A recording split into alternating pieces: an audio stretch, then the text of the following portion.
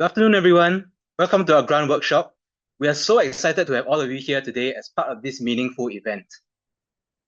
My name is Jason, and I'll be your MC for today.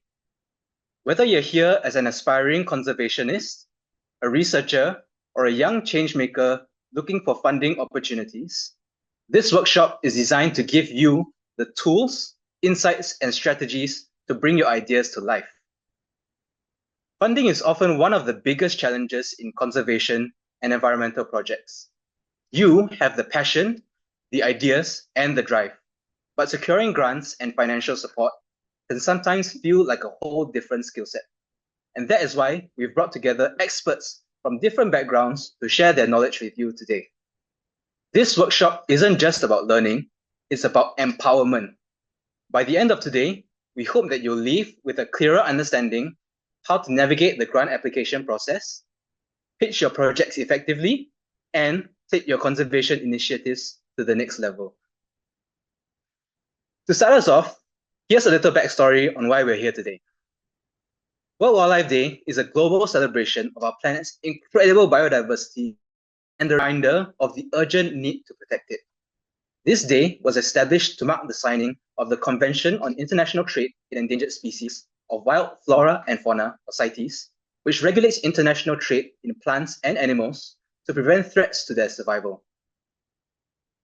The first signing of CITES on 3rd March 1973 is commemorated through World Wildlife Day, and this year marks the 12th official celebration and the 52nd anniversary of CITES. This year's theme, Wildlife Conservation Finance, Investing in People and Planet, highlights the crucial role of funding in conservation efforts.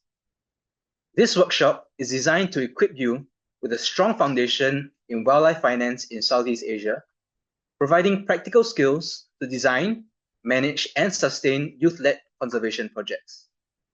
With limited funding, mentorship, and project sustainability being key challenges in the region, you gain insights on overcoming obstacles, engaging with mentors and organizations, and measuring project impact effectively.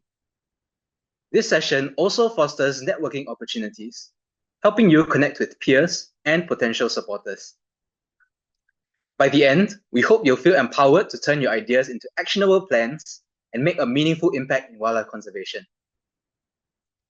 Now, before we begin, here are some housekeeping rules for today's session. Firstly, please rename yourselves using the format first name _ last name _ country. Next, kindly stay muted throughout the session to minimize background noise. If you have any questions for our speakers, please post them in the Q&A tab, and we will address them during the discussion. We ask that all participants remain respectful. Please keep comments professional and courteous. Any disruptive behavior will not be tolerated, and disruptive participants may be removed from the workshop.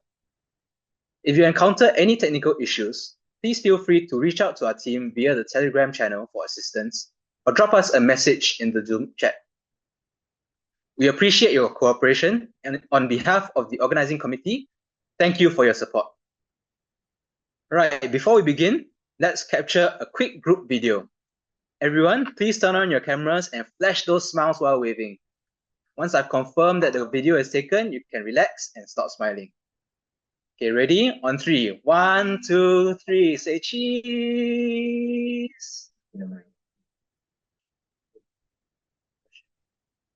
Cheese. Okay, the video has been taken. You may now relax. Thank you so much for cooperating, everyone. All right, now let's start by introducing the experts who will be guiding us through today's session. Throughout this workshop, you'll hear from Mr. Mark Liao, who will share a youth perspective on funding sustainability, Ms. Nurul Inaya, who will give us insights from the perspective of research and academia, and Dr. Jerome Montemayor, who will discuss grant management and youth engagement in biodiversity conservation. We will also have a panel discussion where you can ask questions and gain deeper insights. Questions will only be asked during the panel discussion. However, please feel free to start posting your questions in the Q&A tab during the speaker presentations. To kick things off, our first speaker is Mr. Mark Liao from Malaysia. He is the president of Sarawak Eco Warriors, manager at Plants for Plastic, and the Southeast Asia Regional Coordinator at the Global Youth Biodiversity Network. His work focuses on youth empowerment, biodiversity conservation and education, as well as waste management. He develops programs to create opportunities for nature conservation participation with a strong emphasis on green jobs. He'll be speaking about a peek into sustaining your engagements, giving us precious insight into grant application from the perspective of a youth-led initiative. Please join me in giving a warm welcome to Mark. So, good afternoon, everyone. My name is Mark, and I represent three organizations, as Jason had already introduced. So, just to go through them like quickly, Sarawak Eco Warriors is an association or similar to an NGO or CSO. Plants for Plastic is a business, and Global Youth Biodiversity Network is a youth network, it's an international youth network. So I'm not going to go so deep into what these are since time is quite limited, but if you would like to know more about this, please feel welcome to scan this QR. It will be on every page, so don't worry if you missed it now. And I really would appreciate if you guys if you resonate to any of the things within this session, please feel welcome to drop a comment about it inside the chat box, and I will have a look at it later. Thank you so much, and thank you for joining today's session. Okay, how do I? Okay, so overview for what I'm going to share about would be different forms of funding, as well as creating your own opportunities, streamlining your efforts to achieve great. Sorry, this screen is in the way. Greater and more sustained results, evaluating your activities and how to survive off them. And to end, I'm also going to put some tips and tricks on how do you approach funders and how do you navigate within this realm of getting funds and resources. So I'm just going to tell a story because I think they'll be much easier for everyone to follow through. And if you see below, there is the Sarawak Eco Warriors logo, which means that this story would be more related to Sarawak Eco Warriors. So we started off in 2017, a relatively young group, about 7 years old. Okay, not that young, but quite young for me. And at the time, our main activities were cleanup programs, but it was very grassroots, very basic.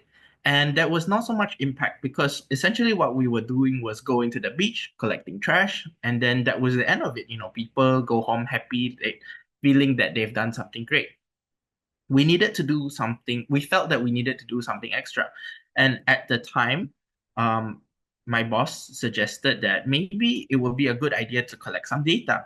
So that's what we did. We collected the weight of trash, the number of bags that were picked up, the number of items picked up. And number of items means we got we counted every individual item that was picked up from the beach, the number of volunteers, the distance of the cleanup, the number of hours during cleanups. And this sort of gave us a better idea that, up to date, how many cleanups did we actually organize? What was the impact of our cleanup?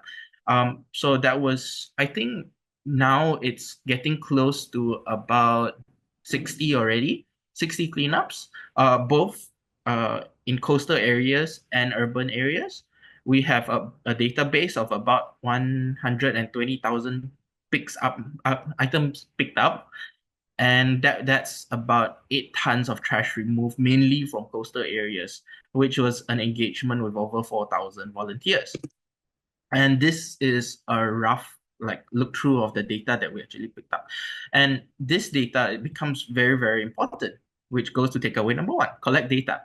It's gonna be really, really difficult to change your processes at first, but you have to think of a long-term perspective if you want to get funds and if you want to make your funds more meaningful. Because if you just go up to someone saying, "Hey, I want to run this project," and there's no clear outcome at the back, it'll be very difficult to scale up your program, and it'll be very difficult to actually say what's the impact of the program. So changing the way you do things will be really, really difficult at first, but it's going to be really, really valuable later on, if you look in the long term, like 1, 2, 3 years down the road. And Oh, sorry. Before I go on further, I also want to clarify, like, this everything that I'm sharing today is are things that actually work for me, things that work in an organization, in a business, in a youth network. And while they may not totally be related to you, I hope that you will still be able to take some of these lessons learned and still incorporate into the things that you do. So the first one, focus on data, and I think data is a really, really important thing. So I would suggest that you sort of have to change the narrative on how you look at certain activities. So continuing on with this story, later on the years, then we found out that, oh no, the trash that we've picked up at the coastal areas were actually not really helping conservation, because you think of it in a way that you have to drive all the way to the beach, you're releasing carbon, and then you pick up the trash using virgin plastics, and then let's say you hand it over to waste management. But waste management, you can't really send it for recycling, because if you recycle it, um, you'll be using more resources to actually clean the plastics. And the value for these recycled plastics is really, really low. So at the end of the day, most of it just ends up in landfills, uh, not landfill, dump site. Dump sites basically just means you dump it at a designated space. And the problem was the dump sites that we looked at, they were next to a river. So essentially, we were driving really far, collecting trash from the beach and throwing it into the river, which is really, really bad. But think of it in a positive way. With the data collected, it could still lead to something else. We knew that the ideal would be coming up with a new approach in waste management. And with this information, what we did was there was two things. The first one is we developed publications. We posted it up on social media, on through newspapers, and because of that, you did have things coming up like um, the local uh, the local city council deciding to ban certain things like plastic single-use plastic straws. While this may not totally be the result of um, the data that we collected, it was still a strong evidence that it supports this sort of movement to show that it's actually a problem that's happening within our own ecosystem or waterways. At the same time, with this sort of like background and support, you can lead to a lot of other activities. Um, and these are just some of the publications that we posted together with other news agencies relating to waste. And as you can see, we do it in a lot of different types of formats, from coming up with what's this plastic waste art, to even coming up to even developing things like eco bricks. And there's something that I want to share with you, something that I think is quite important, that later on, if you want to be in this field for the long time, you have to start building a name for yourself. And and I'm gonna assume that a lot of you are like young people who are like just starting up with your careers. How do you build this name for yourself? Essentially, is you type your name on Google and you see who else pops out. If there's no one else with a same name, then you're very lucky. So for me, my name is Mark Liao, and when I search it up, there's not a lot of other Mark Liaos, especially in the conservation realm. So whenever I create publications, whenever I do media related things, I always just label it as Mark Liao. But if let's say your name's already taken, then you might consider putting your full name, or you might consider using a specific type of branding.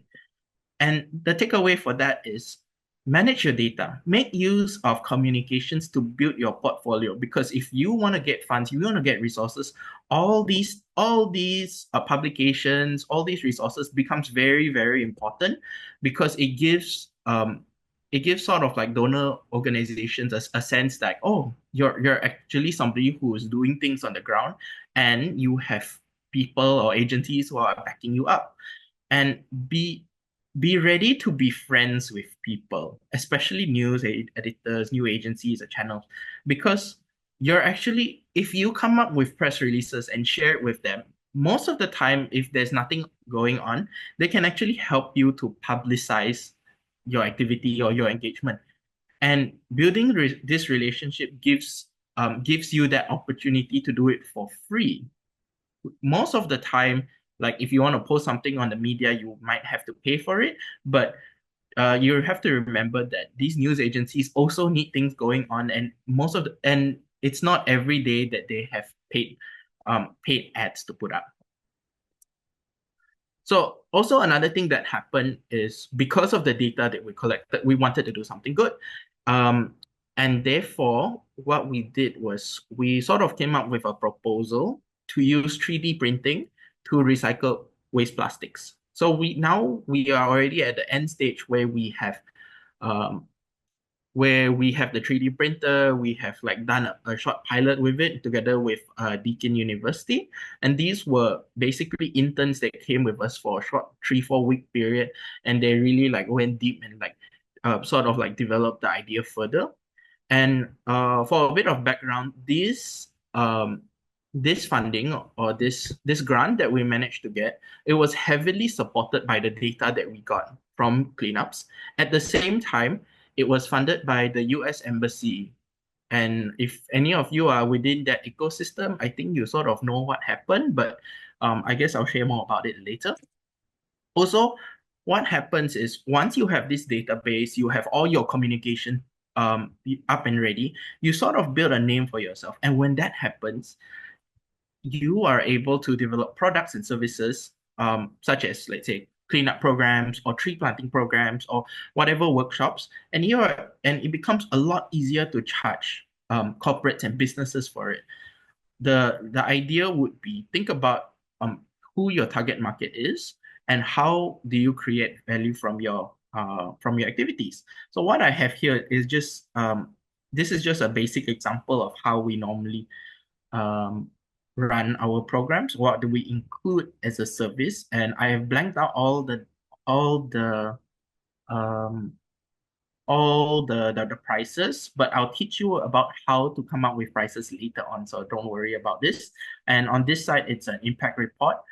We are still in the midst of developing this, but the idea would be once the company runs their program, then they would probably want to understand like, oh, what's the impact of actually running this activity, and how can I streamline it together with my own corporate report and sustainability impact report later on. And this becomes really, really essential too. So these are just some examples of services that you can provide to people, especially if you are a new organization that's just starting up. In the same vein, if you don't have all this expertise, there are a lot of organizations out there that are ready to support young people. So always remember to make use of your connections. Always use resources to make more resources. And if you're thinking along the lines of running an event, running a program, always think about the continuation and make full use of your connections, your knowledge, your expertise, your leverage. For example, let's say you are thinking of applying a small grant from, let's say, UNDP, United Nations Development Program. And if the fund is really, really small, let's say it's 1,000 USD, maybe you think of it like, oh, it's a really small fund, but maybe through this fund, I can run a pilot. And because of the information, the background of this pilot, it might and the name UNDP, maybe in the future it will help me to come up with a bigger project to scale up this project. So always think of like how your project follows through and how do you build it bigger. How do you determine the value of your activity? And is there a demand for these types of products and services? Always remember that there are many different types of clients in the market or funders in the market. There are donors, which give grants. There are businesses, which predominantly would fund like CSR programs or ESG programs. There's the public that might give you some donations. Event organizers that might need services, for example, like they need help with like an environmental group to help manage volunteers for a green event. Because if you come in as a service provider for that, it makes them look fantastic. It shows that they're supporting the local ecosystem at the same time doing it in a really sustainable way. So remember what is your selling point in that sense. Whenever you are doing all of this, always think of are you capable of receiving these resources? And think about why are you not able to? The takeaway would be funding and resources are always going to be available, but you have to understand what are the barriers and limitation for each opportunity. And sometimes these are barriers that we create for ourselves. For example, oh, we are only a youth group. I don't think we can do this opportunity. The question is, why not? Like, do you need a registered entity to run some programs? Sometimes yes, sometimes no. There are a lot of services where people come in as a consultant and they run a contractual service. And even if you're in a youth group, that can still be done. You just have to sort of like develop a narrative for it. Can a business, if you want to set up a business, can it lead conservation efforts? Why not? There are many NGOs that are formally registered as businesses. Um, think about what you can do well. Do you have the right skills and platform and access? Access is very important because when you think about access, sometimes you're talking about grant opportunities. And these grant opportunities would normally say like, oh, you need a registered entity, you need 2 years of um, 2 years of accounted uh, financial sheets to be able to access this. And I think that's fine. Like the idea is if you understand that this is the barrier, then um then the next thing would be, are you ready to create this access for yourself? Because the thing is, if you are sitting there waiting, this opportunity will never come. This opportunity will never be available for you. And the idea behind conservation is, if there are only 10 organizations within your area, it becomes really tough. Oh, sorry. Jason, did you want to, am I running out of time? Okay, I'll be really, really quick. Opportunity cost, remember that you have like that you can only do one thing at a time. So imagine that if you have eight working hours, then within these hours you can do maybe one of these four items. But remember that none of these are wrongs, but you have to sort of like imagine that how do you make best use out of this time. And the formula for success is please take a screenshot and then you can ask me questions later on since I don't have enough time. And my additional tips would be always remember your purpose. Whenever whatever you're doing, you should have one main purpose. And every time you talk to people, reflect on that purpose. Assume everyone is stupid, and that includes yourself. So if you're trying to pitch, and if a really old person or a 5-year-old kid doesn't understand, then you need to dumb down the conversation so that so everybody is on the same boat. That way it's much easier. Tell everybody your ideas and really don't be shy about this. When you tell people your ideas, sometimes people can come and support you. So when I was setting up Plants for Plastic, I didn't have a lot of resources, but people wanted to support me and they said like, oh, I have this big piece of glass. Can you do anything with it?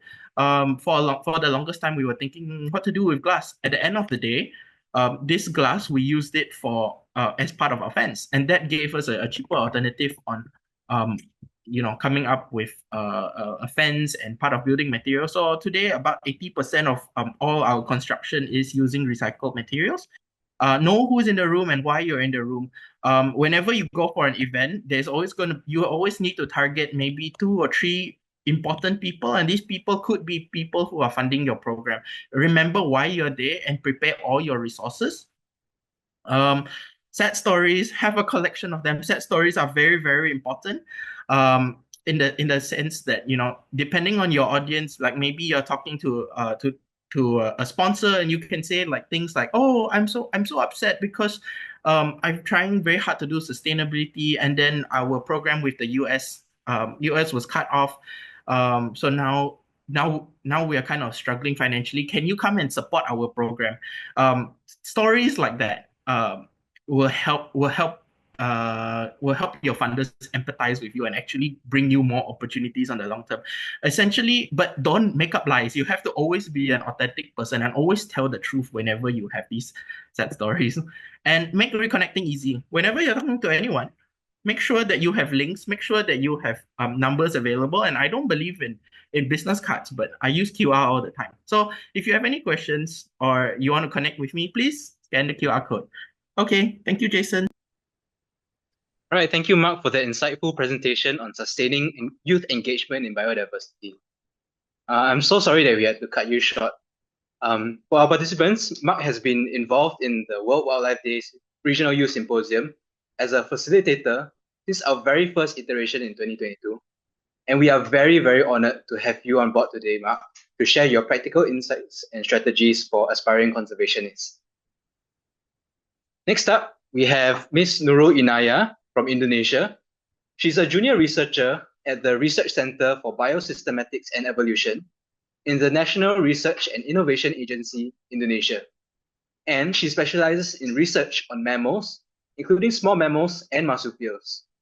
She has been actively involved in conservation activities through IUCN and CITES Indonesia, and she is a member of multiple specialist groups. Despite being a junior researcher, she has already successfully secured funding for several research projects, including the assessment of the endangered endemic island marsupial Gibi Kaskas, a project on the diversity and evolution of Indonesia's mammal fauna, and research on the discovery of the Bornean area of endemism as the evolutionary source of Southeast Asia's remarkable terrestrial biodiversity. Her list of successfully funded projects is impressively long and way too long to share here, but I am truly excited and honored to hear her sharing. Today, she will be speaking about winning strategies for conservation grants, representing the research and academia perspective in grant application. Ina, please take the stage. Thank you, Jason. Hello, everyone. Good afternoon. Thank you for being here today, and thank you for having me too. I like to walk you through essential strategies for finding and securing research funding. Whether you are an early career researcher or an experienced investigator, understanding the funding landscape is crucial for advancing our project. Why apply for grants? Because funding is the backbone of research. It helps us produce results of published findings and also gain professional recognition. Grants can also fund travel to conferences or purchase equipment. The research project of wildlife, wait, I will open it. Research project of in wildlife conservation especially require careful planning, also clear objective and strategic funding process because it's highly competitive. So we need to align with funder priorities and innovative proposal. Then next, yeah. Where to find funding opportunities? Fortunately, there are many resources available to help us locate funding. For example, government grants, NSF such as NSF, NIH, Justice from Japan, and SATREP from JICA also from Japan, CSIRO from Australia, and ARC from Australia. The second is private foundations and academic institutions, also non-profit and NGOs, corporate sponsorship, and public donations. Next. Yeah. There are opportunities we can apply for grant, research grant, for example, CLP. These all for early career conservationists, for young researcher especially. And there is Rewild Fonseca and IPS for primate and Nago Foundation for early conservationists too. Then Muhammad bin Zayed, Rufors, National Geographic, IUCN Internal Grant, and ASAP also Idea Wild. Next. Yeah. Uh, every grant or each grant has priorities from early career or specific region or is it only for equipment or for fieldwork or for laboratory studies? It depend on the grant. And the award also vary between less than to 1,000 than to the maximum award. For example, here, uh, Idea Wild for equipment only, they offer about less than 1,500, but the big award or the highest award is from national funding, such as NSF from US and from ERC from Australia. For young generation is more opportunities to apply. Like Mohammed bin Zayed, it's offer from 5,000 to 25,000. Next. Next. Okay. Before we apply the grants, we need to know about the challenge. What challenge we face if we apply specific grants for conservation, for example, because it's highly competitive. Only the granted project only between 10% to 40%, depending on the grants. And the second is the impact, the long-term impact of a conservation project. It could be difficult, so needs monitoring and what we call evaluations periodically or regularly. Then the next challenge is a complex environment. For example, in based on my experience, usually mostly conservation project involve local communication with local government, local community, and local agency, even indigenous landowners. So we need more collaboration and coordination prepare before our project started. Then the next challenge is political considerations. Uh, for example, in Indonesia, some region or part in Papua is in a conflict between the indigenous people. So we need to be prepared and prepare the permit before our project carried out. Next. And funder priorities. We need to be review our grant funder. Sometimes they decide or require specific proposal for the grant awarded. For example, endemic or local species. But in some cases, and they want to what we call list it on the IUCN red list. But in some cases, for reptiles and birds, not listed in IUCN red list. So we have to be careful to choose our species concern for our proposal grant. And the next one is capacity building. Uh, like Mohammed bin Zayed grant require or they want to design for local organizations based on our student experience. Local student, for example, in the Walase area, such as Sulawesi area, they only have two or three local organization, and it's small. So they sometimes lack of capacity to develop comprehensive proposal. And the last challenge is indigenous community. From my experience in Papua, especially in Papua, we need to engage with indigenous people. It could be difficult depending on the area or regions. So we have to make a link or connection between organization and between indigenous people and with our project too. So the project, when we start project, it's smoothly communicate smoothly with indigenous people. And sometimes they want high salary or some what we call more facilities from us, because they think we go there, we went there from the city to rural area to countryside. They think we bring so much money. So we need to prepare and socialize to them before project started. Next. Yeah.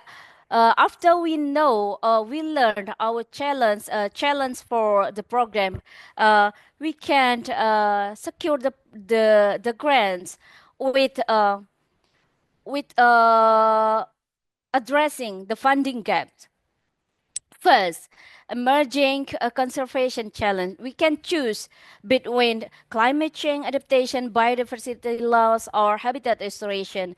Or we can choose advanced technologies for conservation plans. And the third choice is focus on lesser known species or endemic species. Then capacity building. We can choose or make our proposal focus on capacity building or to help local communities to do a conservation plan if in the region there is not conservation yet. And next. Yeah, scoping our research. So we have a challenge list and a gap funding list, so we can make our proposal at least perfectly with five aspects. Identify research gap, stakeholder engagement, objective and hypothesis is clearly measurable and achievable, and develop our methodology and data collections. Next. Yeah, that's our strategies. The first one is develop strong partnership with local organization or local government or agencies. Focus on measurable outcomes. So design our project with achievable goals and tailor proposal to funders. So review the guidelines from the grant funder carefully and align with their priorities. Next. Yeah, invest in monitoring and evaluations. So we can establish robust system to track project progress and collect data to demonstrate the impact and build local capacity. Like I said before, empowering local communities is important to sustainable conservation in the future. And then communicate effectively. So we need to articulate in our proposal what project goals, challenge, and success to funders and stakeholders. Next. Yeah. So as a researcher, in my experience, a well-scoped project aligned with funder priorities is it will be better and increase likelihood of funding success. And also the second part is networking and proposal. Well written proposal and adaptation to conservation trends are key to securing sustainable research funding. And the last is we have to proactive and innovative, uh, also persistent in pursuing funding. So we have to apply for more than one funding grant or platform. That's from my perspective as a researcher. But it could be applied for young generation or young conservationists too, I think. Thank you for my talk, and I will look for the discussion in this session. Thank you. Thank you so much, Ina, for your Yeah. invaluable insights on securing conservation grants. Yeah. Your strategies for winning grants will undoubtedly help us to better navigate the funding landscape for conservation efforts. Thank you. And last but certainly not least, we have Yeah. Dr. Jerome Montemayor from the Philippines. Dr. Jerome is a seasoned development professional with more than 3 decades of wholehearted engagement in social development work, including improving the quality of public education, as well as sustainable development, conservation management, and climate action work in the Philippines and Asia. He is currently the executive director for the Foundation for the Philippine Environment, the first grant-making organization for civil society environmental initiatives in the Philippines. Yesterday, we had the privilege of hearing him speak about debt for nature swaps and environmental endowment funds.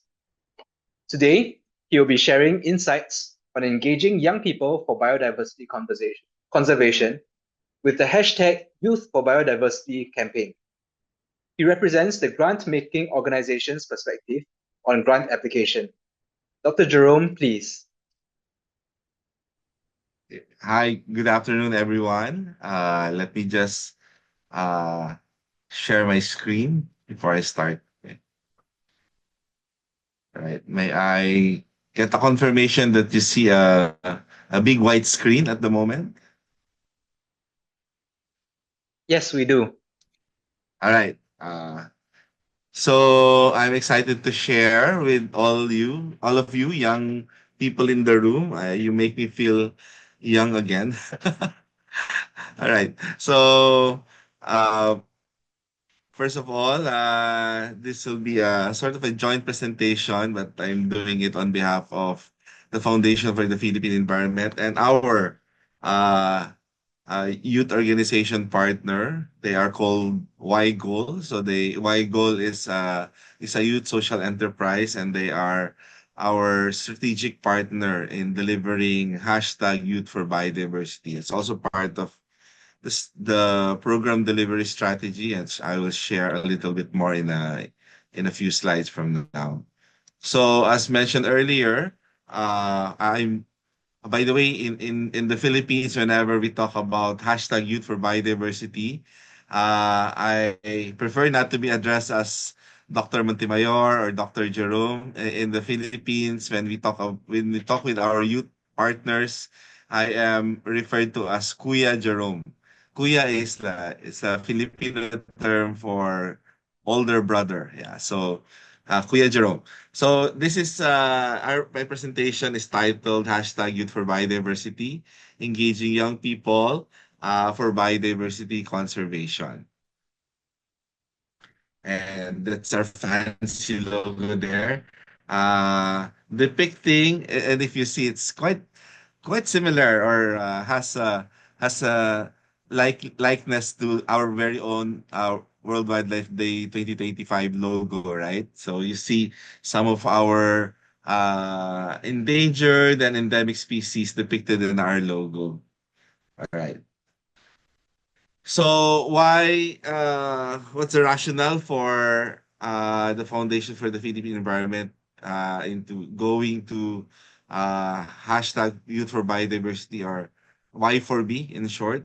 So we recognize that young people's interests, such as yours, are often neglected, disregarded, isolated in the discussion of biodiversity conservation, sustainable development, and climate action or the climate emergency, which is ironic because uh, in the Convention for on Biological Diversity and also in the UNFCCC, uh, uh, the youth, including indigenous peoples, local communities, and women, are recognized as valuable stakeholders and actors. So we would like to help pivot the situation towards engaging more of our young people in conservation work and climate action.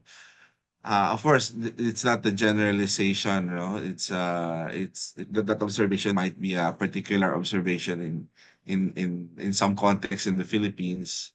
But more alarmingly, in the Asia Pacific SDG Progress Report, this was in 2023. I hope 2025 or 2024 report is a little bit better. No? We are lagging behind in terms of our achievements of our targets for SDG 13, 14, and 15.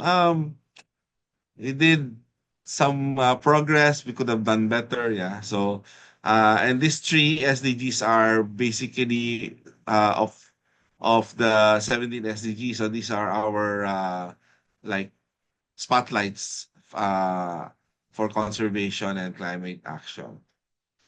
So climate action, life below water, marine life, and life on land.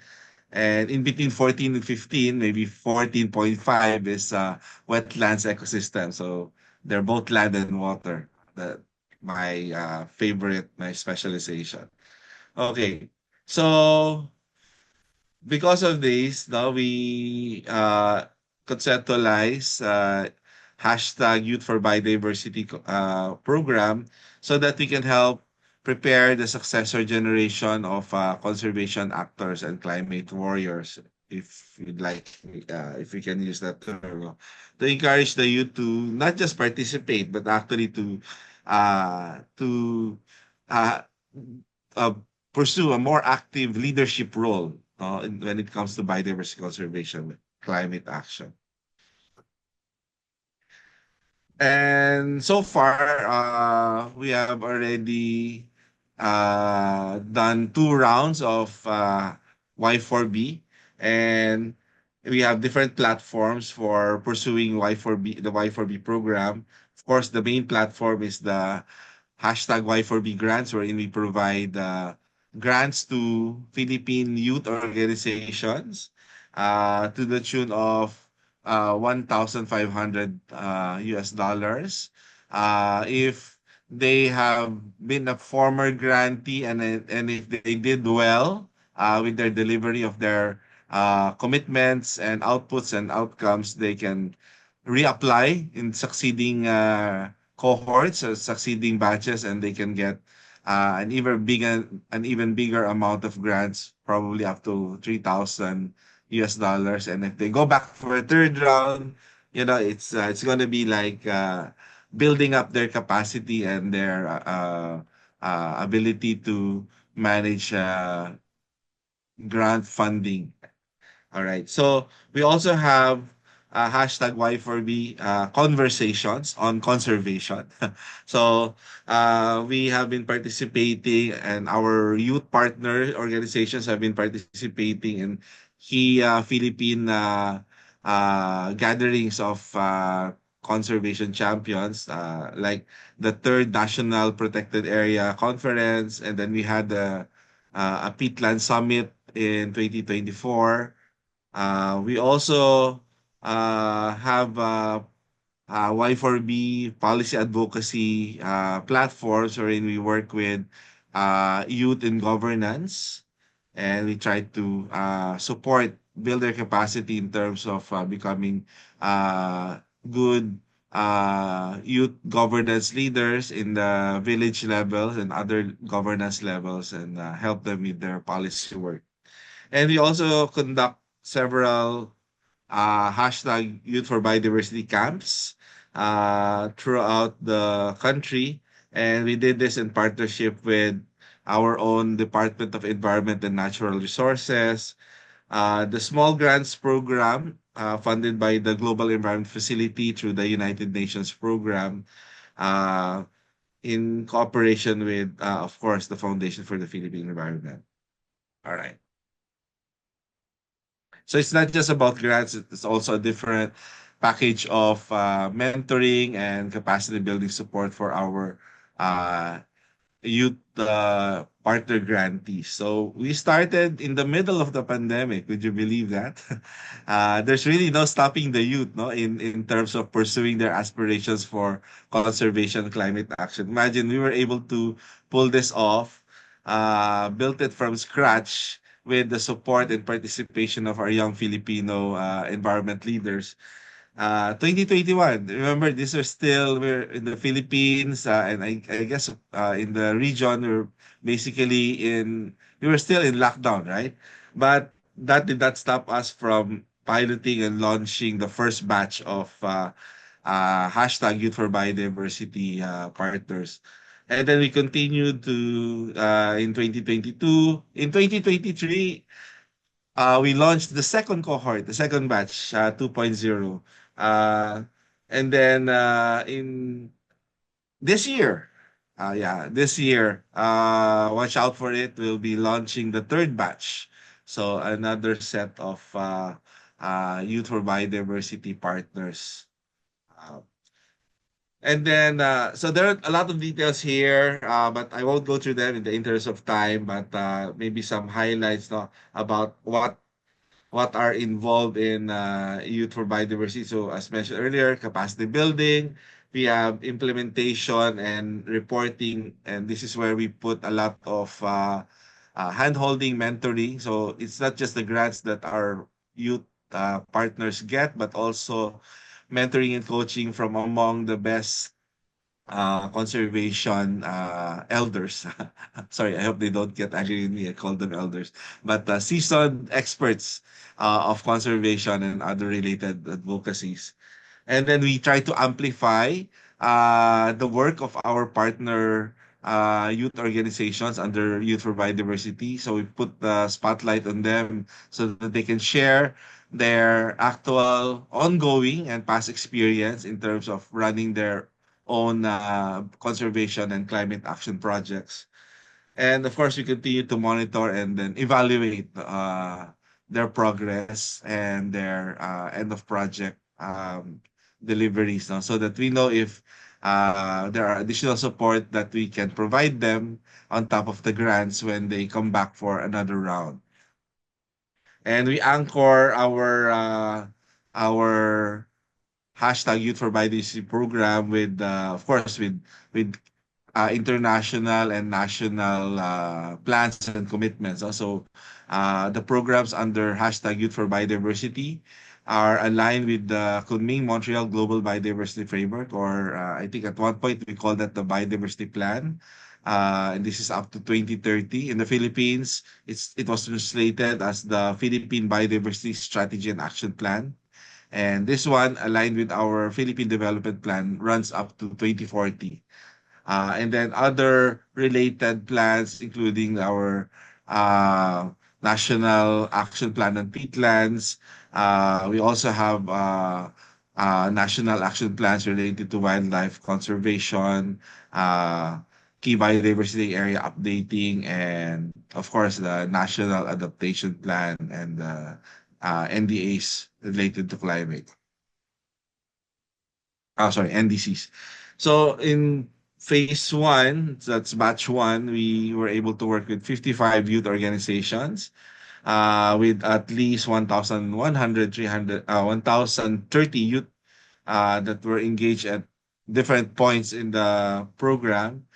And then, here's the nice thing about our program. We recognize that I think it was uh, our previous two speakers that shared their experience that you need to be like registered, you have to get all this accreditation, at least several years of experience before you can even apply for grant. That is very true. That is how things work. But we don't want that to become a barrier. So what we did was, so long as you can prove that you have been an active youth organization doing conservation work for several years already, even if you're not registered, you can still apply for a grant. How are we able to do that?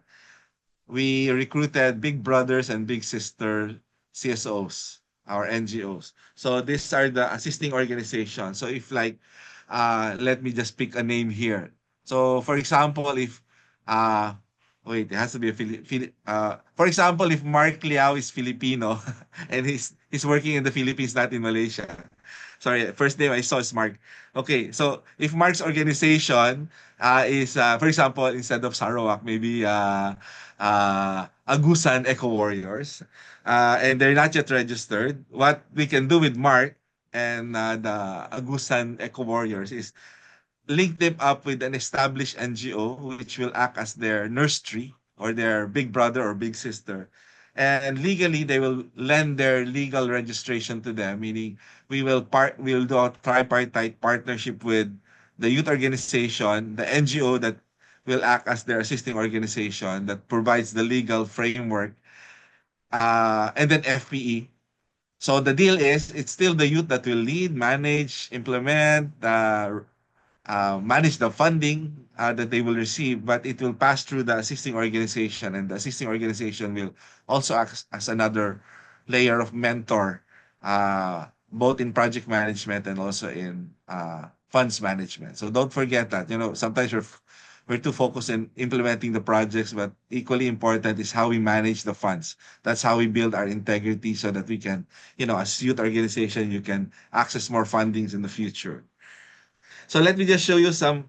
So far, given batch one and batch two, this is our distribution of our youth for biodiversity partner youth organizations. So as you can see, they're pretty much scattered all over the country, but there are areas that, why haven't we had any partners in Palawan? This is one of our last frontiers in terms of our intact biodiversity area, key biodiversity areas. And also here is our Sierra Madre mountain range. We have a lot in the southern Sierra Madre, one in the middle, but these are also very important key biodiversity areas, but we're missing out on some youth partners here. So our focus now in batch three is to look for areas that are, sort of left behind, or maybe they didn't get the information when we announced the opening of our call for proposals. But so far we have a total of 102 youth organization partners. These are the unique, but there are repeat partners. So uh, these are the unique uh, numbers or unique count, 102. And we hope to grow this more. Uh, all right. So next slide. So some demographics, no? So in terms of region, so we have one region that's more active than the others, and we'd like to sort of distribute the support to the regions more equitably. We have four general thematic areas where you can develop your projects. So a lot of our youth partners are involved in education, meaning uh, educating and raising awareness of other youth about biodiversity, laws, issues, challenges, and also the climate emergency.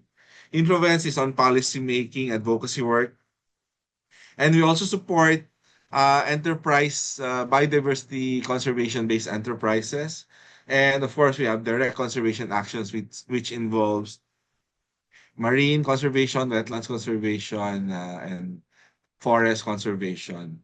And it also includes rehabilitation if in case that's the need in the area. And then in terms of SDGs, these are the distribution so far. We'll have another metrics in terms of the KMGBF and the PBSAP. Okay, Jason is raising his hands. I think my time is about up. Yes, I'm so sorry. Let me If just. it's possible for you to wrap up within the next 5 minutes, that would be wonderful. Then we can move Oh, on to five the minutes. Oh, panel that's discussion. that's that's still a lot of time for me. Okay. So we also, it's important to share lessons learned, what works, what didn't work, and hopefully to inspire other youth organizations, maybe not just in the Philippines, but also in the region, in ASEAN and in Asia. So we have developed several knowledge products, and we're still developing a couple more. Right now, we started this process called out outcomes harvesting, which is a fancy term of gathering stories from our 102 youth organization partners, and calling out their experience, and hopefully this becomes uh, inspirational materials for other youth organizations in the country and in the region. So uh, we do a lot of knowledge products development, uh, called generate them with our youth partners. And most of these are digital assets. No? We have different dashboards, websites for each of our Youth for Biodiversity grantees. And we use mostly social media platforms, predominantly Facebook. That's where most of our youth partners are also active. So you just search hashtag Youth for Biodiversity or hashtag Y4B. You'll get a lot of results of what our partner youth organizations are doing. Where once we close Y4B 2.0, will be releasing a publication about tentative titles Ripples, no? Because you are creating ripples, no? You're small pebbles right now. You're young, you're small, but the small pebble can create a lot of ripples in the water, and that's what all of you are doing, and we're very proud of all of you. And I hope you can, our youth partners in the Philippines can, collaborate with youth from all over the region and worldwide, and so that you can create even bigger ripples. So just maybe I have 2 minutes more. For those, I'm sorry for the other countries, but so far our program is only limited to the Philippines. So for the Filipino attendees here who are not yet partners of FP under Y4B or the hashtag Youth for Biodiversity, this will be the cycle. We'll put out more information about this also. Don't worry. This colorful is it octagon or hexagon? Anyway, this funny looking shape and colors. Don't get overwhelmed. These are just steps that we go through. We'll handhold you. Don't worry. You'll have big brothers and big sisters that will guide you along the way. Uh, it's more detailed in steps, but smaller step, bite sizes, so that it's easy to bite and chew. Right. So we're not going to overwhelm you with too much big stuff now. We made it into small bite pieces for you. But one important aspect there is at one point you will have to write your proposals, right? Like what Nurul and Mark shared earlier. No? There's no getting away with writing proposals. And I know you have very good ideas, but you have to start writing them down. And then they also highlighted earlier importance of ensuring that your organizations are ready. So we do a lot of due diligence to make sure that we're getting the right partners and not just fly by night organizations. So uh, so make sure that you're all ready for with all your documentations, recording of your track record and everything. So I think that's all. Maybe just one last, so you know who can apply as partners. So we have different segments. So we have junior or senior high schools that are school-based. So ages 17 to 18. No? And then we can also partner with college or university students, maybe age up 18 to 30. Maybe some of them are already taking their masters. I think by 21, you're already graduate. So these are also mostly school-based youth organizations. But we also work with the community-based youth organizations, including Indigenous Peoples Youth, Women Youth, uh, even PWD Youth. If so, we're open to all of them. Uh, and then other youth organizations, community-based or school-based organizations, operating 3 years and above. Now, operating doesn't mean registered. No? But so long as you've been together for at least 3 years doing something, we'll find ways to make sure you are able to get some support with under hashtag Youth for Biodiversity. I think, Jason, I can stop there. Anyway, the slides have been shared with you, and I know you're going to share them with the participants. So you can just reach out to us in case you have questions. And if your country doesn't have an equivalent hashtag Youth for Biodiversity platform, maybe it's time for Nurul and Mark to, get somebody to get some of your donors based in Indonesia and Malaysia to, maybe set up something similar for the youth, specifically for the youth in your country and also in other countries who are here. You can do your own policy advocacy work, campaign for donors to set up something similar to hashtag Youth for Biodiversity. And if they don't know how to start it, we're open to sharing our experience. All right, I'll stop there. Thank you very much. All right, thank you so much, Kuya Jerome. I hope I'm pronouncing that correctly. Yeah, For that perfectly. enlightening Thank you, Kuya Jerome, for that enlightening presentation on engaging young people in biodiversity conservation. Your ideas on involving youth in meaningful conservation actions, even amidst major challenges like global pandemics, will inspire many of us to take the next steps. For our participants in the Philippines, he is the person to reach out to if you have any projects in mind. So now that we have heard from all three speakers, it's time for our panel discussion. We will be selecting questions from the Q&A tab and directing them to the relevant speakers. Please feel free to engage in the discussion by reacting with emojis as well. To start us off, I have a question for all the panelists. How can youth-led organizations, researchers, and civil society groups collaborate to maximize funding opportunities? How about we have Kuya Jerome to share his perspective first? All right. You know what your kuyas and ates, older brother and older sisters are doing, the bigger NGOs, you know what they do? They look out for call for proposals.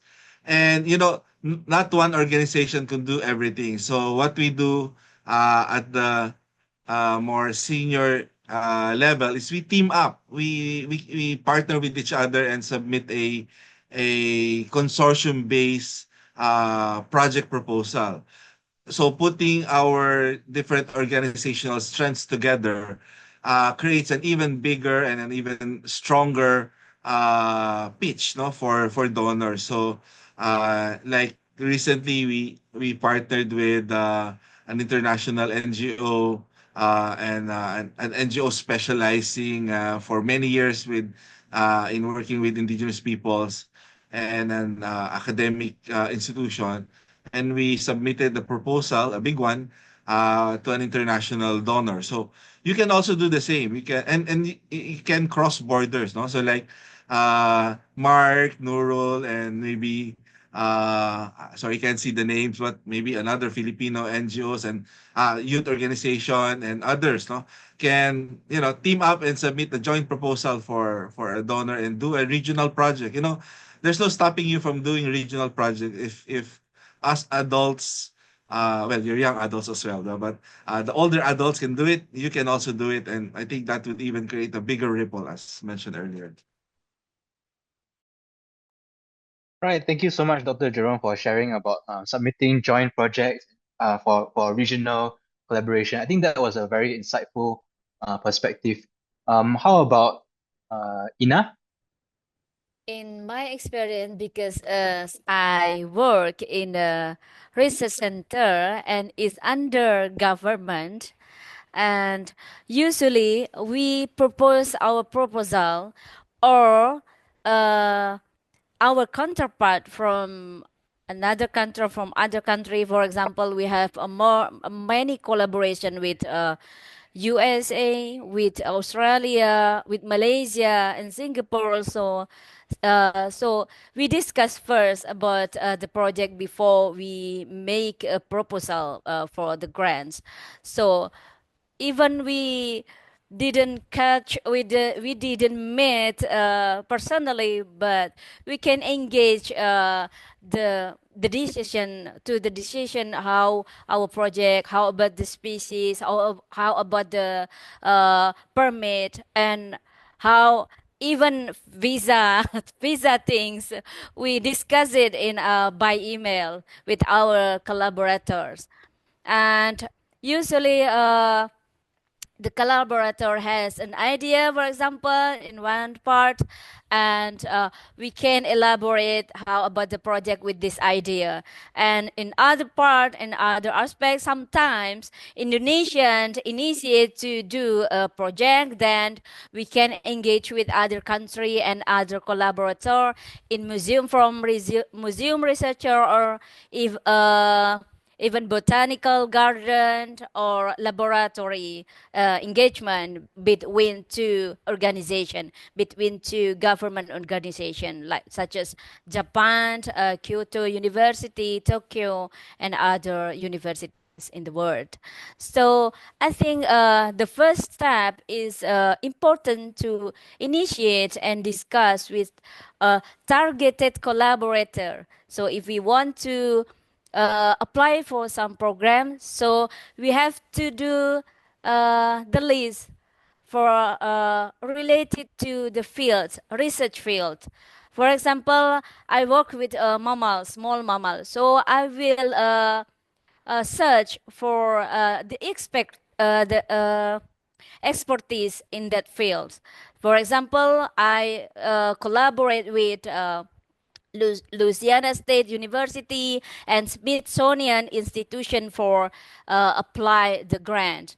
And also for marsupial, because marsupial distributed only in Indonesia, Australia, PNG, and South America. So I will engage or decide to choose who will be uh, our partner, who will be our partner to our grants. So I decide with Australian university or with PNG organization or South American organization, something like that. From my perspective as a researcher, first step is make the list and targeted focus for our proposal. For example. Targeted species, targeted collaborator, targeted grant, and targeted region. Is it? I think it's important for us. Thank you. All right, thank you so much, Ina, for sharing your experience and for relaying the importance of targeted collaboration. I think you mentioned some very important points, such Yeah. as the discussion with the relevant Yeah. stakeholders from countries. Yes.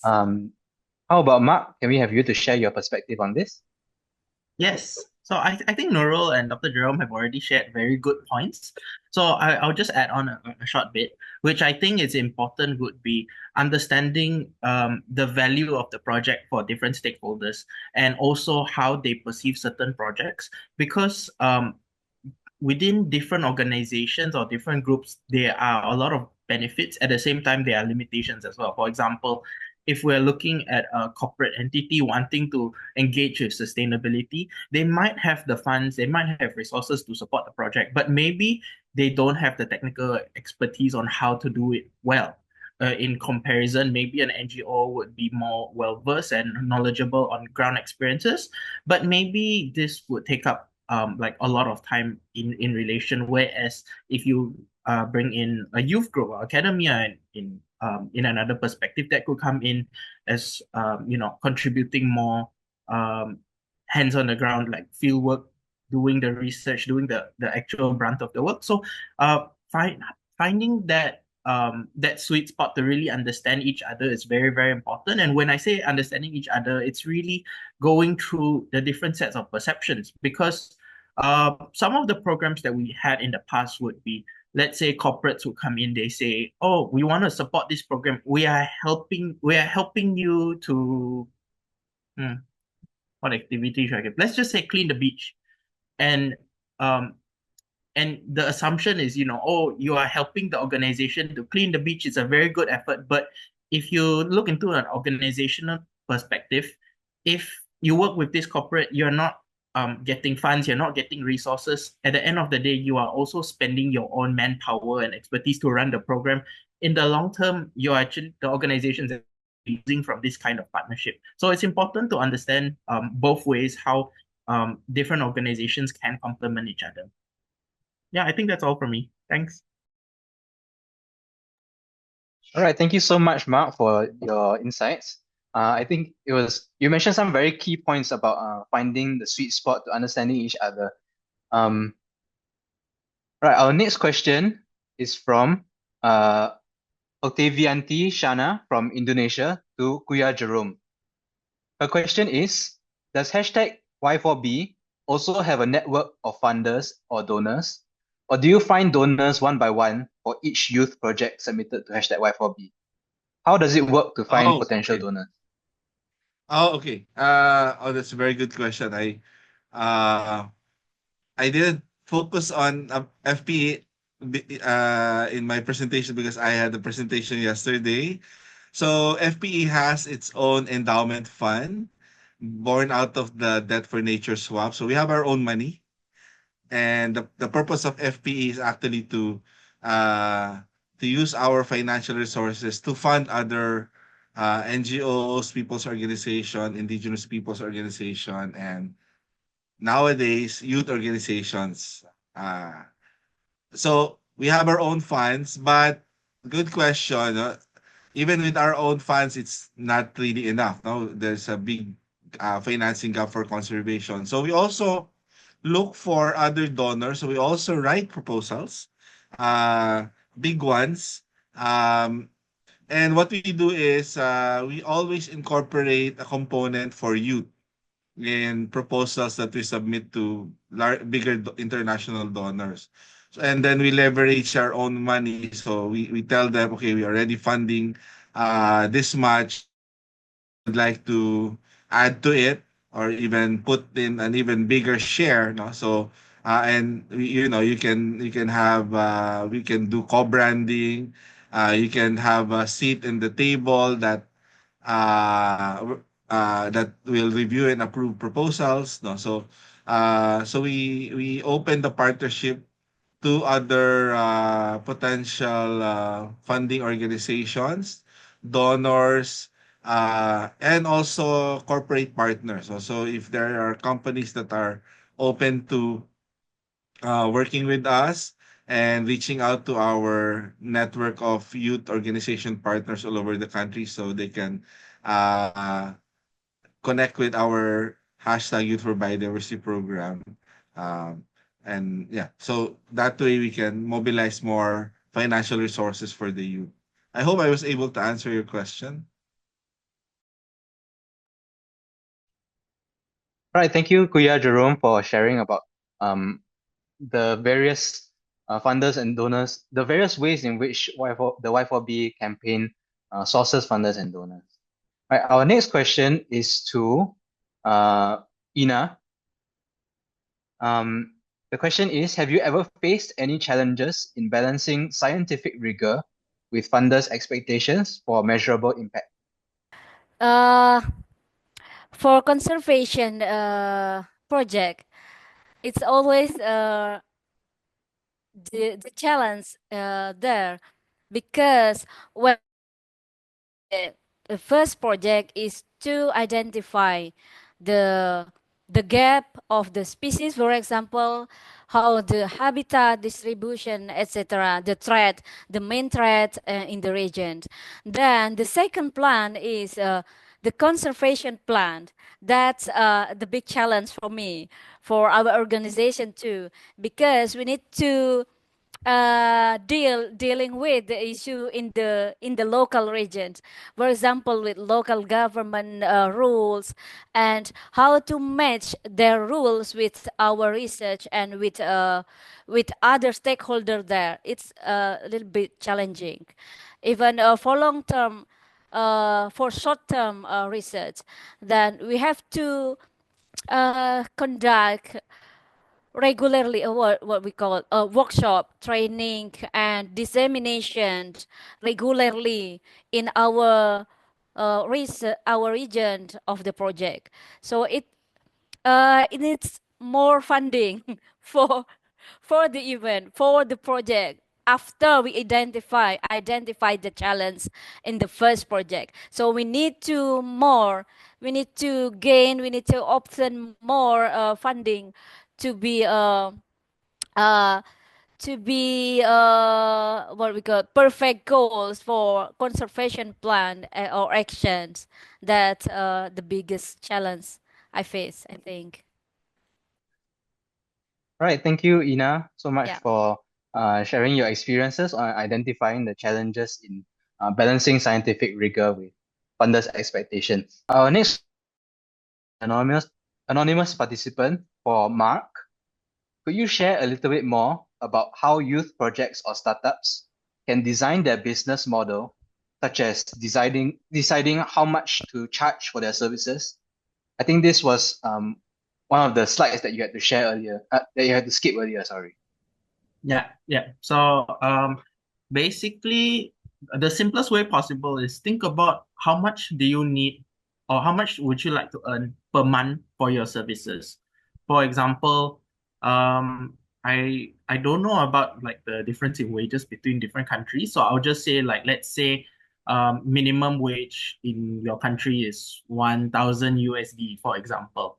Do you want to earn 1,000 USD or do you think your skills are worth more? If they are worth more, assume every month you earn 2,000 USD.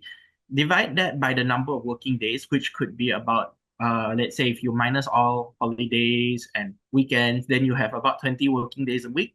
And then you factor in other additional costs, such as your upkeep in terms of facilities, insurance, equipment, vehicles, all of that. When you have this price, then when you start developing a quote for companies, like let's say you think about running a cleanup. Seems like cleanups are my main example now, but let's say a cleanup.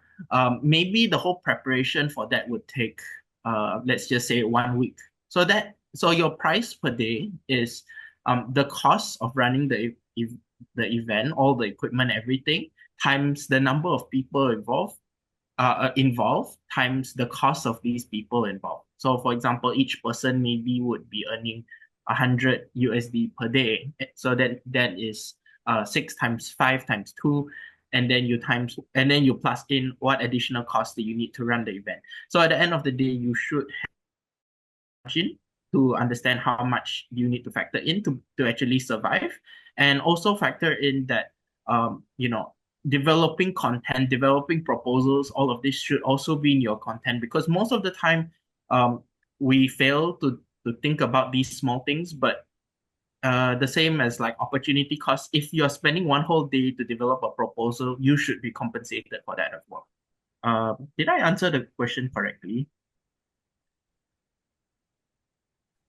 Yes, I think you answered the question quite well. And don't worry about cleanups being your main example, because I think cleanups are really one of the most important, yet one of the easiest initiatives that youth can get started with. Would the participant like to clarify whether Mark was able to sufficiently answer the question? Right. While we're waiting for the participant, we'll ask the next question. The next question is from Professor Tariel Malisa. I'm sorry if I mispronounced your name. From Indonesia for Ina. The question is, I would like to ask some questions regarding funding or grants for conservation.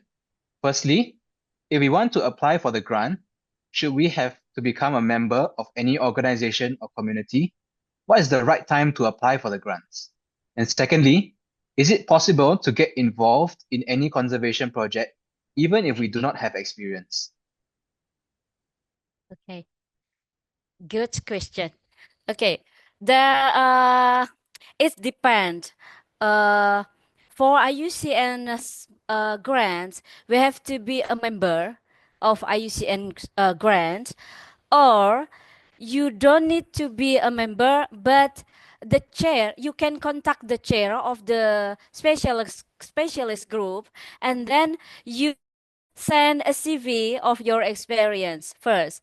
Then the chair will be endorse you to the IUCN grant, because IUCN grants need what we call a letter of recommendation from the chair to apply the grants. That's based on my experience. So you don't need to be a member. Uh, I just registered as a member in 2022, the last year in December. But my project also submitted in early January in 2022. So my chair, our Australian and Australasian monotreme and marsupial and monotreme specialist group, added me as a member of IUCN specialist group after my project is conducted. So it's no problem. That's the first question.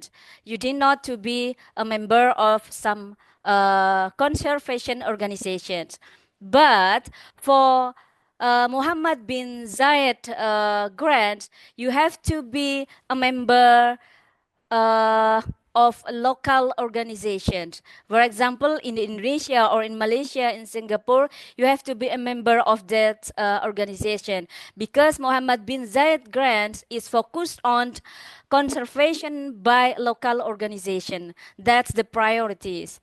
Their priorities is local organization, local species, local ecosystem or habitat, and local regions. That's their priorities. So if you are Indonesian, you have to be a member, or what we call you have a connection with the organization chair or the leader, something like that. For Indonesian organization in Sulawesi, there is Progress, there is ZCC, or other conservation organization, many organizations in Indonesia especially. For the second question, what we what the second question? I forgot. Sorry. Okay. No Uh, worries. Would you like me to repeat the second question? yeah. The second question is it possible to get involved in any conservation project, even if we do not have any prior Yeah. experience? Oh, it's good. It's good. It's good start, I think, for the young generation or young, early career conservationists. You can't involve in conservation project or conservation activities, even you are not experienced yet in that area. For my student, for example, my student in our laboratory engage. Involved in the conservation organization and activities from the start. They are undergraduate student, bachelor students. So they start connecting with people in that organization to get more experience before they conducted their what we call research thesis, something like that. It can be it works for you, I think. Yeah, Okay, thank you so much, Ina. That was a yeah, great question and a great answer. yeah. Thank you. Mark also raised his hand. I think he has something that he would like to share. Yeah, regarding the first question on like applying for a grant, um, like there are a lot of grants out there. You just have to be ready to look for it. And Yes. also like if you're interested to getting project, talk to people around you, because sometimes they may be in different networks, and it's not necessarily like you must apply a grant through an organization, because nowadays, especially that there's more view on like young people on inclusivity for young people in conservation. The barriers of entry have become a lot easier, and for a lot of these funding sources, you can even apply even if you don't like as an individual without any Yeah. organization. But I would recommend that if it's your first time, try and get the smaller grants first, because the big ones are a lot more competitive. And having Yeah. that background experience, like and a bit of like backing will be very helpful. So from what I understand, most of the small grants, which are about 25,000 USD, um, on average, there is only a 5% success rate that your proposal would go through. So going through these small grants first would really help you a lot. Thank you. All right, thank you so much to both Mark and Ina for your wonderful answers. Thank you, Ina, for providing a structural outline of how applications are done. I think these are very great tips for everyone who is looking into or will be looking into grant application. And thank you, Mark, for sharing your additional insights and recommendations as well. All right, our next question is to Kuya Jerome from Marianne from the Philippines. Um, in one sentence, how can one organization join your growing community of pioneering youth for biodiversity conservation? Or how can we contact you for further collaboration? That's easy. You just uh, look for hashtag youth for biodiversity in Facebook, and then you can connect to the community of learners of youth organizations working under Youth for Biodiversity. And if you want to be part of the third batch, Watch out for it sometime, I think around July. We'll be making an announcement. But actually, we still have some slots available for the second batch. I think we have some open slot still. So if you're really interested, you can reach out to us through the Facebook page or uh, through our I already posted my email address in the Q&A box, no? So you can reach out to me, jerome.montemayor@fpe.ph, and then I'll forward your contact information to our partner Y Goal, so they can Kuya JR and Ate Maris of Y Goal can uh, assist you in applying for a proposal under Y4B. All right, thank you so much, Kuya Jerome, for clarifying. Our last question is from an anonymous participant to all the speakers. And the question is, what would you do if you were given $1 million? Sure, I go Perhaps could first. we have Mark to start us off? Conveniently, I just answered this question yesterday, so so if I had $1 million, or let's say unlimited funding, the most important thing to do is understanding that these funds are not going to be permanent, and if you spend it all on conservation projects, it's going to end really, really soon. Idea would be creating a system that is inclusive at the same time generating revenue or resources on its own. That way you sort of have continuation for your project in the long term. And I think this relates to one of the questions that I think Michael put in the Q&A, asking about, nowadays, like grants are extremely competitive, and there's a high demand for it. And traditionally, the way how funding is done by big NGOs, especially, it's either through crowdsourcing, where you ask for funds, or you fight for donations. But sorry, you fight for grants. And the thing is, these grants are really, really unsustainable because everybody is fighting for it. Like I said before, like even for small grants, the success rate of you getting it is 5%. And whenever you get this fund, that means someone else, another organization, does not have resources anymore. So looking into the future, coming up with new strategies means incorporating new ways of partnerships, whether it be working with businesses or starting up social enterprises. The end goal is you want to finance the conservation project that you're currently working on, to get local people involved, local communities, local young people, and ensuring that the whole system is sustainable. Thank you. Thank you, Mark. Thank you for reiterating the importance of where to allocate your funds and how to strategize fund sourcing for sustainability of your project in the long term. The famous Steve Irwin once answered a similar question, saying that he would devote every cent to conservation. But thank you for also providing an alternative perspective, emphasizing long-term sustainability as well. Next, could we have Ina to share your answer? Okay. Yeah. The granted project, the highest award granted project I have experienced is from NSF funding.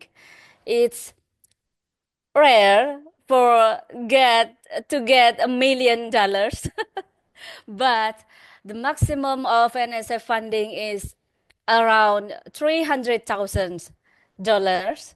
So the project is exactly for like Mark said, it's for long-term project. Minimum 3 years to 7 years project for conservation and other project. Not only conservation, but field work for conservation, for laboratory, for equipment, for supply, for meals, accommodation, etc. So that's including all aspect from our project, for publication, for analyzing, for sequencing, blah blah blah, etc. So do not spend your grant, your award only for field work, because we need to we need money to to run our project for long-term effect, long-term impact for conservation. So need to be managed carefully. The funding is very precious. Sometimes in the midterm or midterm our project, there are some uncertainties. So some new rules or new funding cut or something like that. So we need to prepare and manage carefully. That's from my perspective. Thank you. All right, thank you, Ina, for reminding us about the reality and uncertainties of funding Yes. research, and also similar to Mark, bringing up once again the value of long-term sustainability. Now, could we hear the perspective of Kuya Jerome? Okay. So, it's not really far-fetched that somebody will literally ask you, if I give you $1 million, what would you do with it? That that that scenario is actually possible. No, it's Yeah. plausible. Yeah. And in fundraising, that's what we teach our partners in terms of, okay, you have to be ready with your elevator pitch. You only have like what, about 60 seconds at the most, depending on how many floors you will, be in an elevator with that maybe philanthropist who is, maybe he don't know what to do with her or his $1 million, and at the snap of a finger you have to be ready. You know, Now we're laughing, but actually, you never know. Somebody can really actually walk up to you. That has happened to me just a few weeks ago. I made a statement about what were we discussing? We were discussing about funding our new PBSAP, and then a representative from a corporate foundation Yeah. just walked up to me and said, "We have some funds. Can we meet next week? Can you give me any idea about how we can use X amount of pesos?" Sure. And in instance, I gave him like three options automatic. So my advice to the young conservation and climate champions such as yourself, no, always be ready. In fact, if you ask me, I can pull out a proposal from my bag right now and give it to you. That readiness level, you have to be ready. Or well, sorry, your generation, you can do it in your cell phones, in your tablets. So give me a second. I'll open my file. Here's actually a concept note. Can I get your email address and shoot it to you? But in a nutshell, this is our idea. So, for example, you're asking me, if you give me $1 million, instantly I'll tell you that's going to fund 580 youth organizations. Maybe you don't want to give me the 1 million in one shot, so maybe we can use it in 5 years. So that's over 500 in 5 years, almost 600 in 5 years. That's a lot of youth organizations, and with 5 years, you can support 5-year continuous projects of about 100 youth organizations. Are you in? Okay, I'll send you the contract. Done. So, and really, you have to have a contract, generic contract ready with you anytime. Just plug in all the details. So I know you can do it. And maybe not at the $1 million level instantly. You have to work our way from. I think Mark and Ina mentioned, no, you have to build it from smaller levels up to big levels. Uh, so maybe somebody might walk up to you. Okay, we have $5,000. What can you do with it? How can we create what impact can we create with $5,000? Yeah, but just be ready. You never know. Maybe somebody will walk up to you and that's their problem. They have money, they don't know what to do with it. You're their solution. So don't think that if you owe them, they actually owe you because they're looking for ideas and you have the bright ideas. So it's a partnership. You're on equal footing. Yeah, I guess that's it. And if somebody does walk up to you with $1 million and you don't know what to do, you know how to reach us. We can help you squeeze in some ideas from or talk to your friends, talk to your stakeholders. Yeah, but better to do that before somebody walks up to you so that you're ready. All right. Thank you, Kuya Jerome, for the optimism among the competitive scenarios in acquiring grants. You remind us that anything is possible in a world full of possibilities. We appreciate your advice to always be prepared and ready to prove our worth. Okay, that was an incredible discussion. A huge thank you to all of our speakers for sharing their expertise and to all of you for your thoughtful questions. Let's give one last big round of applause or drop some emojis for our speakers.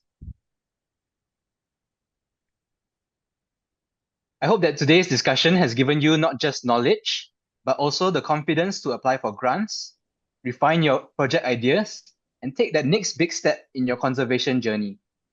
Although funding may be your impact can be limitless. And that officially brings us to the end of the World Wildlife Day 2025 Regional Youth Symposium.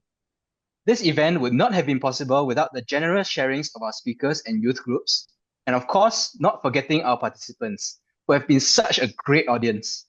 We would like to thank our partners who have supported us on this journey, such as the National Parks Board of Singapore, Mandai Nature, ASEAN Centre for Biodiversity, and many, many more.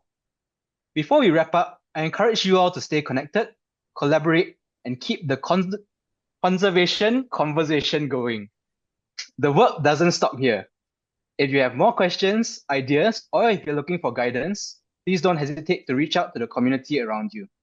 And remember, we still have some materials for you to look forward to, including a post-symposium report. Before you leave, please take a moment to scan the QR code splashed on the screen now, to follow our social media pages, and fill out the feedback form. Your input would help us to improve our impact for next year. And if you make any posts on social media, do remember to tag us. We have also included a QR code for our digital Youth Showcase magazine. Check it out. Thank you once again to everyone for being part of this workshop. Keep pushing forward, keep advocating for change, and I can't wait to see the incredible work that you all accomplish. See you next year.